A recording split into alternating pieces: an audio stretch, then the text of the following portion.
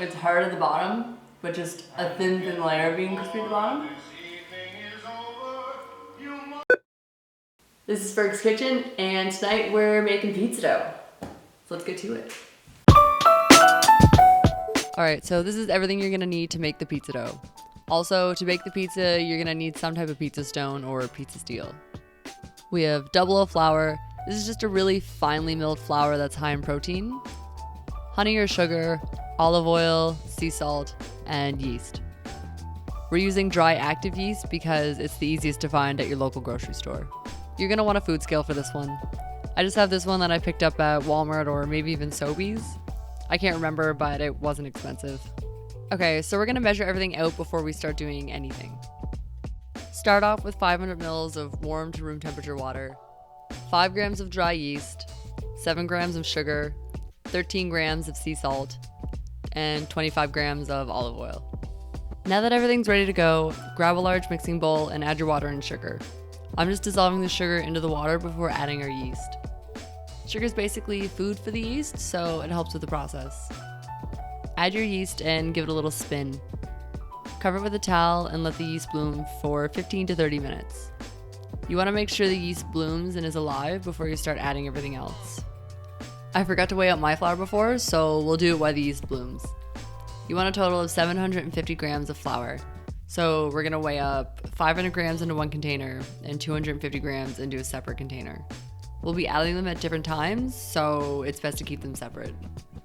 After your yeast has bloomed for about 20 minutes, gradually add your 500 grams of flour into the mix. I'm using a fork just to slowly incorporate the flour into the water. And then I got impatient and dumped the whole thing in. I mean, we're gonna need it anyway, so it shouldn't matter. Mix all of this for about 5 minutes until everything is incorporated and you have something that looks like this. It should sort of look like pancake batter. We're gonna cover this with a damp cloth and let it rest for 1 hour. When I was in middle school, they taught us to use a damp cloth for things like this. I'm not really sure why, but I still do it today. Shout out Miss Tracy. After an hour, you should have something that looks like this. Add about 3/4 of your flour in. It's harder to rehydrate your dough than it is to just add more flour. Add your salt and olive oil, then grab a fork and start mixing. You're trying to get a shaggy dough ball in the bowl. Then we can dump it out onto the counter and knead with our hands. Keep in mind that this isn't an exact recipe. If you live somewhere that's more humid, you're gonna need to add more flour. And if you live somewhere that's more dry, you're not going to need as much flour. You need to get a feel for what you're looking for in the dough. All right, we're gonna start kneading this. It's feeling really wet, so we're gonna add the rest of our flour.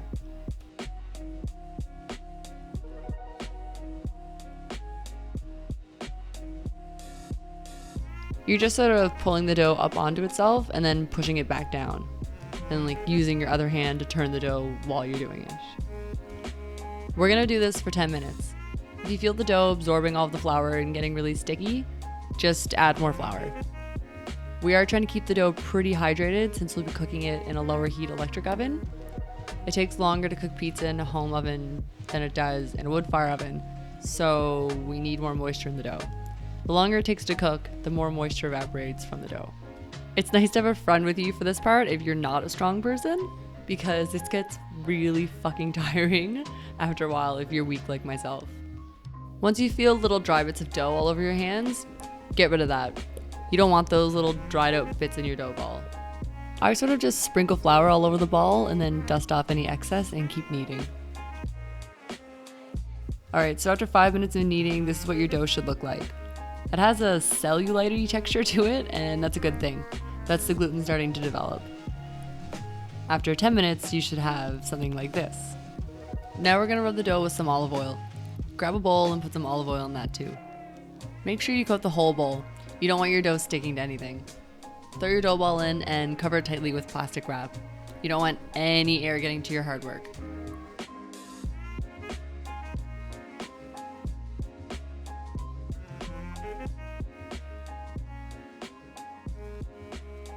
Now that your dough's been resting for an hour, you can take your towel and plastic wrap off and admire how much it's grown. Flour your surface again and dump that dough ball out. I just kind of stretch the dough into a log shape. Put a bit of flour onto the dough so it's not too sticky. We're gonna start dividing the dough up into 250 gram balls.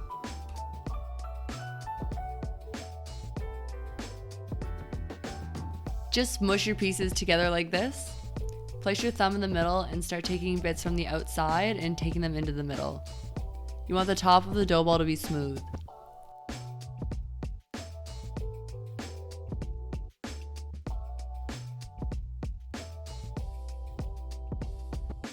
Then drop it down and tighten the bottom using your baby fingers to get it really tight.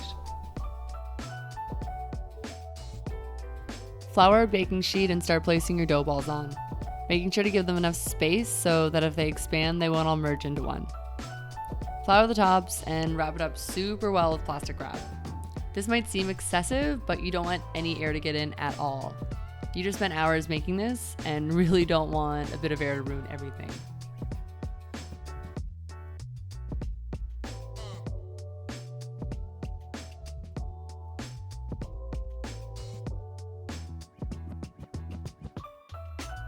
Put this in the fridge for 18 to 24 hours and it's ready to use. It's been 24 hours, so we're gonna make a pizza. This is what they should look like when they come out of the fridge. They all grew a bit in size, but nothing too crazy. Grab your pizza stone and place it on the top rack. Make sure the top rack is about 6 inches from the top of your oven. In my oven, that's the second place from the top. Turn your oven on to the highest setting it will go. This is usually bake at 500 and let the stone heat up for an hour. Next, you're gonna cut open a little area so that you can take out one of your dough balls. Dip your spatula into flour, then use it to remove your dough. Take some flour and lightly massage it onto the dough. Then you're going to flip it over and do the same on the other side. Grab some plastic wrap and just lay it over your dough. Cup the plastic wrap around your dough to keep any air out and place a damp cloth over the top to be extra safe. We're gonna let that come up to room temperature while the oven heats up. Now that the oven's ready, we can start stretching our dough.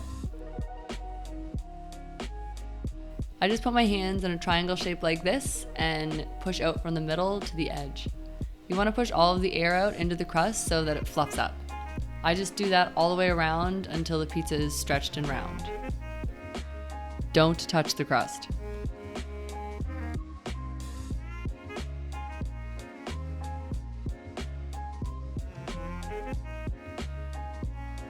Then you're gonna pick it up onto the back of your hands and stretch it out a bit more if you feel like it needs it. I'd recommend keeping it close to the table like I'm doing if you're not super comfortable stretching the dough. I ended up stretching mine a bit too thin, just in the very center. I'm gonna flip that up there while I get rid of the excess flour. Okay, cool. So now we're just gonna put some tomato sauce on. This is just whole San Marzano tomatoes, crushed by hand with some ripped up basil, salt, and a bit of sugar. Grab a pizza peel. My peel's at my boyfriend's house, so I'm just using a wooden cutting board because that works too. You don't need a pizza peel.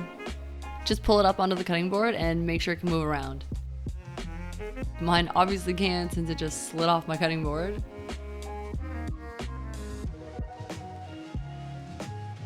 We're only gonna put the tomato sauce on and oil the crust for now. The oil helps with the crust turning gold.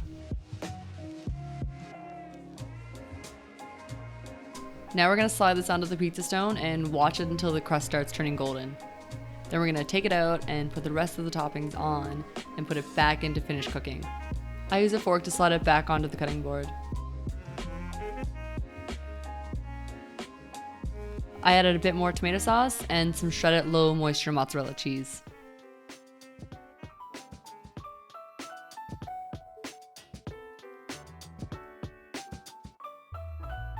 It's really hot right now, but there's lots of air in the crust, which is what we wanted. I'm gonna toss some basil on there, and there you go, all from scratch. I mean, I didn't make the cheese, or grow the basil, or the tomatoes, but close enough. Now all that's left is to cut this bad boy up and eat it. I hope you guys like this video and try to make it at home yourselves. So far, this has been my favorite pizza dough recipe that I've tried. Since we gave the gluten enough time to properly develop, this pizza doesn't feel heavy in your body after you've eaten it, which means you can eat more of it. And what's better than more pizza? Yeah. It's hard at the bottom, but just a thin layer of being crispy at the bottom. It's really airy and soft, but still has crunch to it. Yeah. This pizza dough facts, like, I've made at least 20 different pizza dough recipes. This is the one that, this one's great. It's bomb. That's a good sized pizza. Basil on my teeth. Look at, yeah, we're coming for you. But only if you want to just make it in your house, because we're not making it for other people who have a store.